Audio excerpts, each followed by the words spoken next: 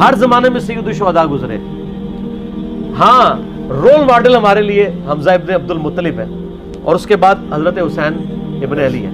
तो उस हदीस में मौजूद है, हत्ता कि जो सही मुस्लिम में हदीस है कि कुर्बे क़यामत में जब दज्जाल निकलेगा तो एक मुमिन खड़ा होगा उसके खिलाफ और वो कहेगा तू दज्जाल है, और कहेगा कि मैं तो मुर्दे को जिंदा कर रहा हूँ। हत्ता कि वो उसके दो टुकड़े करके उस मोमिन के दो टुकड़ों के दरमियान, लाश के दरमियान चलेगा और दोबारा उसको यानी जोड़ के जिंदा करेगा और कहेगा अब तो मुझे तू मान ले, मैं खुदा हूँ। वो कहेगा कि नहीं, तू दज्जाल है, क्योंकि मुझे मेरे नबी अलैहिस्सलाम की हदीस पहुंची है। इतना बड़ा वो करामत देख के भी नहीं मानेगा। करामत बुजुर्गों की जेड़े बंदे ने, ये इस्तिदराज जिसे कहते हैं। तो जो उस वक्त भी कि मैं कुरान हदीस को मानूंगा, तेरे शोबते नहीं मानूंगा, वो शोबता पार्टी तो नहीं हो सकती, वो इल्मी किताबी हो सकता है।